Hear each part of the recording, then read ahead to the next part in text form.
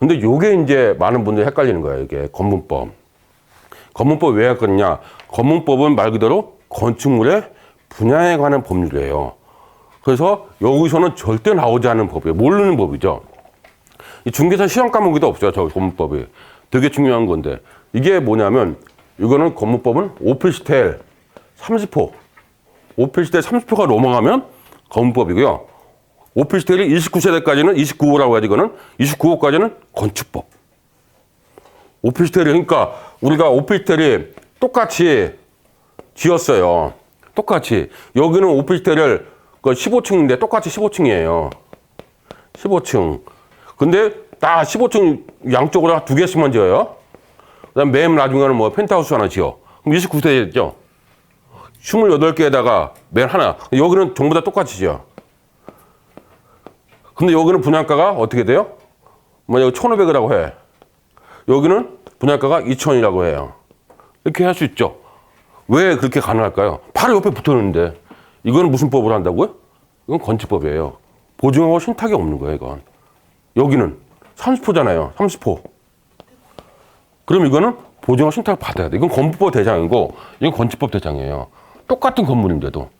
그러니까 그 차이가 뭐냐면 이 건물법하고 건축법하고 무슨 차이가 있냐면 건축법하고 우리가 많이 보셨을 거예요. 뭐 상가 같은 거 보다 보면은 어느 상가는 잘만 올라가는데 분양 안 돼도 어느 상가는 분양 잘 되는데 안 올라가.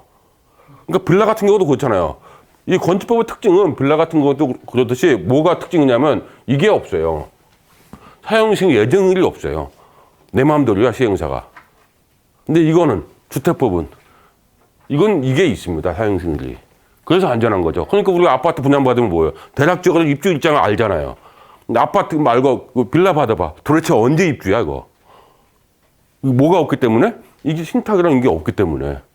그 차이가 있는 거죠. 이거 언제 입주인지도 몰라요. 입주가 예정도 없어요. 우리가 계약서를 자세히 보면은 어떤 계약서는 입주 예정은 언제 있지만 어떤 계약서는 입주일이 그냥 두루뭉술하게 있어요. 그 차이를 우리가 모르고 그냥 있던 거죠.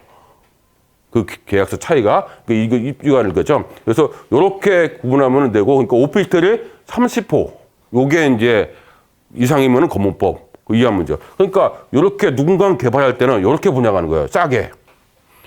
그러니까 뭐야? 싸게 이거보다 싸니까 팔리죠. 팔리니까 어떻게 돼요? 건축법을 딱 팔리니까 그 사이에 뭐가 돼요? 땅값을 분양주한테 다 받아가지고 땅값 치르면 되는 거죠. 이거는 땅값을 미리 치러야 돼요. 건문법은. 이거는 아파트는 땅값을 미리 치러야 돼요. 내가 치르든 신탁사가 치르든 이건 땅값 미리 치러야 되는 거고 건축법은 그게 아니에요. 뭐 하면서? 분양하면서 땅값 치르고 이렇게 가는 거죠. 그러니까 건축법은 말 그대로 빌라 생각하시면 돼요. 빌라.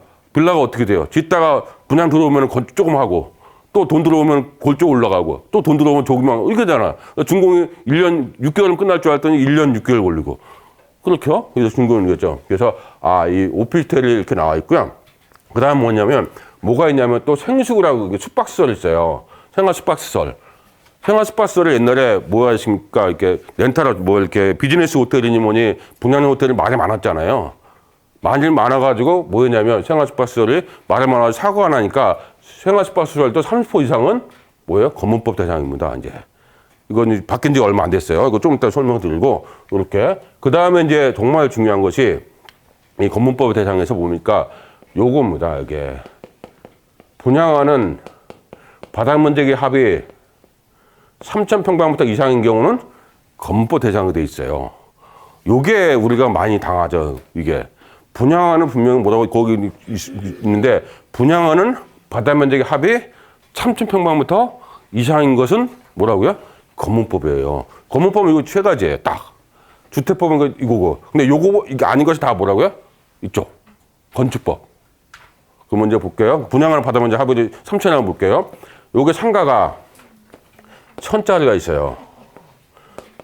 5층이야. 5층짜리 상가입니다. 똑같이. 근데 요거는 똑같이 상가가 똑같이 5층이에요. 똑같이 5층. 5층입니다. 근데 어떤 거는 이게 뭐라고요? 건문법이고 어떤 거는 건문법 대상이 아니에요. 뭐라고 했습니까? 이건 바닥 면적이 분양 아닌지 만약에 요것만 분양해. 요것만. 상가가 대부분이잖아요. 요것만 분양해요. 요건 분양 안 해. 그럼 뭐라고 해요, 이거를? 회사 보유분. 아니면 뭐라고 해? 선분양 완료. 이렇게 거짓말 치죠? 이렇게 선분양 완료. 병원 입점 완료. 뭐 이렇게 거짓말 쳐. MOE 책정. 그러면서 분양을 안 하죠. 왜냐면 분양 됐다고 해서. MOE로 해놓고. 이렇게 하죠? 분양 뭐만 해요? 요것만 하죠. 그럼 무슨 법? 건축법이에요. 뭐가 없어요? 보증하고 신탁이 없어. 보증하고 신탁 빌라가 똑같은 거야, 이게. 껍데기는 뭐예요? 어마어마하죠. 근데 뭐라고요? 똑같다고요. 근데 여기는 전체를 다 분양하는 거죠. 전체를 분양하고 뭐가 돼요, 이거는? 이건 건물법이죠. 그럼 뭐가 있다고요? 건물법이 있다는 얘기는 보증하고 신탁도 있다는 거예요. 똑같이. 이거는 주택만이고 이건 주택 외 거거든요. 그러니까 이거는 뭐예요? 전체를 다 분양을 했어요. 그럼 뭐가 돼요? 이건 건분법이죠. 건물법은 뭐가 돼요? 많은 사람이 이제 보증하고 신탁이 있으니까. 그러니까 우리가 많이 당하는 게 뭐예요? 여기는 수수료 7% 줘. 여기는 3%밖에 안 줘. 분양 수수료 MGM. 많이 주니까 우리는 이거 하잖아요. 근데 분양하고 나는데 왜 이렇게 착공을 안 해? 분양 잘 된 것 같은데. 착공 안 하잖아요. 왜 안 할까요? 여기 아직 덜 팔았거든. 내부적으로 뭔가. 여기는 건물법을 하시니까 보증 신탁이 있다는 얘기는 뭐예요? 건축자금이니 뭐니 다 주는 거예요. 다 주기 때문에 뭐예요? 이렇게 분양 몇 개 안 돼도 그냥 날짜에 맞춰서 뭐 한다고요? 공사 진행하는 거죠. 날짜에 맞춰서. 그게 PF잖아요. 신탁 PF. 근데 여기는 그게 아니죠. 근데 우리는 이제, 그러니까 여기도 분양가가 또 싸. 여기는 분양가 5천인데, 여기는 또 4,500이에요. 그러니까 여기가 이것도 좋고 되게 좋아 보이잖아요. 분양가도 싸고, 분양가 왜 싸요? 보존 신탁이 안 들어갔으니까. 보존 신탁료가 또 분양가 비싸잖아요. 안 들어갔으니까 싸고, 광고는 또 엄청나게 해, 얘네들은. 광고는 또 무지하게 해. 왜? 빨리 팔아야 땅값 치르죠. 계약금. 빨리 팔아야 뭘 한다고요? 땅값 치르고 내가 공사 시작할 수 있죠. 여기는 땅값 안 치러도 뭐 한다고요? 신탁사 알아서 건축비 줘요. PF에 그게. 그러니까 틀리죠. 그러니까 이거는 뭐예요? 여긴 날짜가 뭐가 있다고요? 요게 있는데 사용승일에. 이거는 날짜가 가봐야 하는 거죠. 그러니까 여기는 처음에 5천인데 여기는 처음에는 한 4,800을 분양을 해. 근데 안 나가 잘. 그럼 어떻게 해요? 다시 닫아. 그 다음에 뭐 해야 돼? 시행사기를 바꿔. 바꾼 다음에 6개월 뒤에 또 재분양해. 그때는 얼마에? 한 4,600. 그래도 안 팔려. 그럼 또 바꿔. 그럼 이제 맨날 뭐야? 근데 이름만 바꾸면서 카탈로그는 뭐니 나오는 거죠. 많이 보셨을 거예요, 이게. 근데 이거는 그게 아니죠. 이렇게 차이가 있어요. 이렇게. 그걸 뭐예요? 분양하는 바닥면적 합의죠. 그러니까 이걸 한 다음에 뭐 해야 돼? 요거는 언제 나와요? 요 임박할 때쯤 나오죠. 그러면서 뭐라고 나와요? 회사 보유분, 대거 물량 뭐 한다, 뭐 안 나오는데 미계약분이 뭐 제일 많이 하는 게 뭐예요? 대출이 안 나와서 다시 회사분 나왔습니다. 아니면 뭐 입증하려고 했는데 안 됐습니다. 그래서 잘 나오잖아요. 요거 많이 보셨을 거예요. 그러니까 그게 뭐예요? 이게 출발을 뭐에서 출발했기 때문에? 건축법에서 출발했기 때문에 그래요. 이거는 뭐에서? 이거는 그 건물법을 출발했고요. 출발했죠. 그러니까 이렇게 차이가 있습니다. 상가 같은 경우가. 근데 많은 분들이 오해를 많이 하세요. 이런 거 뭐 그냥 뭐예요? 분위기가 여기 훨씬 나니까 이거 산다고 하는데 착공 소식은 들리지 않아요. 그냥 분양 다 끝났는데 끝났다고 해. 감사 인사. 요거 팔고 싶어도 못 팔아. 왜 못 팔아요? 이거 파는 순간에 3천이 넘어가면 뭐 해야 돼요? 이제 건물법 대상이 돼버리니까 신고를 해야 돼요. 허가를 다시 받아야 돼. 그러니까 팔고 싶어도 못 해. 언제 팔아야 돼? 이때 파는 거죠. 그러면서 있죠. 그러니까 이때 파는 것이 많이 나오는 거예요. 그래서 건물법하고 이 건축법 상가가 이렇게 달라. 근데 이 출발을 모르니까 우리가 똑같은 상가인 줄 알아요. 더 재미난 건 또 뭘까요? 이거 상가 같은 이런 상가는 건물법이나 건축법 상가는 전용률이라는 게 있잖아요. 전용률. 전용률은 어디에만 있냐면 우리가 흔히 얘기하면 전용률이라는 개념 있죠. 그게 뭐예요? 분양 면적을 주거 전용 면적을 차지하는 비율이잖아요. 그 법은 주택법에만 있어요. 여기 건축법, 건물법은 분양률, 전용률 이런 면적 그런 말이 없어요. 그러니까 여기서는 뭐라고 나오냐면 분양 면적이라고 하지 이쪽은 분양이라는 거 쓰잖아요. 근데 여기서는 분양 면적 쓸까 안 써요? 건물법, 건축법은? 이거는 오피스텔은 잘 보면은 분양 면적을 쓰지 않아요. 뭐라 쓸까요? 계약 면적이라고 쓰지. 용어가 달라요. 근데 우리는 뭐 똑같은 줄 알아. 누가 만들어냈는지 똑같은 걸 보이잖아요. 분양 면적이고 계약 면적이에요. 계약 면적은 뭐일까요? 우리가 여기서는 그 분양 면적 할 때 뭐예요? 주거, 그 전용 면적, 그 공용시설, 뭐 주거 공용시설 이런 것만 이것만 따지잖아요. 근데 계약 면적은 주차장 면적, 서빙 뭐 별 면적 다 집어넣어. 그러니까 전용률이 당연히 떨어지죠. 전용률이. 전용률 개념은 어디에는 없다고요? 건축법하고 건법에는 없어요. 어디에만 있어요? 법이? 주택법에만 있습니다. 그러니까 틀리죠. 계약 면적. 그러니까 여기서는 우리가 상가 같은 경우는 뭐가 나와요? 전용률이 낮죠. 전용률이 당연히 왜? 원래는 전용률을 주택법처럼 하면은 주거 공용 면적만 따져야 되는데 전용 면적하고 근데 그건 아니잖아요. 그러니까 상가는 당연히 낮아. 그러니까 뭐 왜 낮아요? 계약 면적은 뭐 공용 면적, 기타 뭐 서비스 면적, 뭐 주차장 면적, 뭐 옥탑 면적 별거 다 넣어. 다 나온 다음에 뭐가 돼요?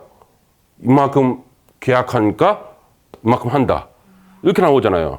그러니까 우리가 빌라 같은 게 32평 봐도 막상 지나가면 뭐가 돼요? 아파트가 적잖아요. 왜 적어요? 건축법을 했기 때문에 건축법으로. 같은 32평도 아파트 32평은 뭐 25평 나오잖아요. 전용 면적에. 근데 빌라는 키껏해 20평밖에 안 나와. 왜? 건축법이니까. 주택법을 하면은 전용률 지켜야 돼요. 그게 아니면 틀리죠. 태생이, 출발이. 왜 전용률이 이렇게 나온 거죠. 그러면 상가에서 제가 왜 얘기하냐면 상가 같은 경우는 요 상가도 있는데 아파트 분양할 때 뭐도 있어요? 단지 내 상가도 있잖아요. 단지 내 상가는 뭐예요? 주택법 적용이에요. 그러니까 단지 내 상가는 전용률이 높잖아요. 단지 내 상가는 아파트처럼 전용률이 높아요. 여기는 단지 내 상가는 전용률이 높아. 당연히. 근데 아파트 이렇게 분양할 때 있겠죠? 아파트가 쭉 있어. 요거 단지 내 상가예요. 그러니까 요건 같이 분양하니까 주택법이죠. 그러니까 이 상가는 완공을 낼 때 아파트는 뭐 듣느니 뭐 다 다르는데 이 상가는 억지로 준공시키잖아요. 왜? 준공은 떨어뜨려야 되니까 골조만. 그러고 나서 인테리어 다시 하죠. 왜? 준공 날라면 이건 맞춰야 되니까. 주택법은. 이거 같이 해야 되니까 주택법은 단지 내 상가도 같이 맞춰야 돼요. 근데 요건 단지 내 상가 맞췄죠? 근데 이게 아니라 이거를 아파트 분양 따로 이거 상가를 따로 해. 그럴 수 있죠? 그때는 이게 뭐예요? 이건 건축법이냐 건물법 다죠, 또 그때는. 우리가 또 헷갈리는 거죠. 어떤 단지 내 상가는 전용률이 뭐 75%인데 왜 이 단지 내 상가는 40%밖에 안 돼? 이렇게 나올 수 있잖아요. 그러니까 상가가 왜 어려운 거예요? 주택법 상가도 있고 건축법 상가도 있고 건물법 상가도 있어요. 상가가 이렇게 있어요. 이렇게. 그러니까 상가는 뭐예요? 상가법은 없잖아요. 상가법 없죠? 뭐 상가법은 없어. 그러니까 이거는 뭐 주택법, 아파트, 뭐 빌라 이런 건 주택법, 오피스텔, 숙박시설은 건물법, 나머지 건축법. 근데 상가는 없어요. 그러니까 다 따지는 거죠. 주차장법 따지고 다 따집니다. 상가는. 산지법 그 지주산업센터 가면 더 또 있습니다. 근데 상가 나온 김에 한번 지주산업센터가 조금만 해볼게요. 상가 나온 게. 이거는 아파트 지주산업센터죠. 지산? 지산이라고 하죠. 지산. 지산에도 뭐가 있어요? 이렇게. 지산 여기 밑에 상가 있죠? 그렇죠? 지산에도 상가 있을 거 아니에요. 봤죠? 여기는 분명히 지산이 맞는데 이 상가는 또 무슨 상가일 걸까요?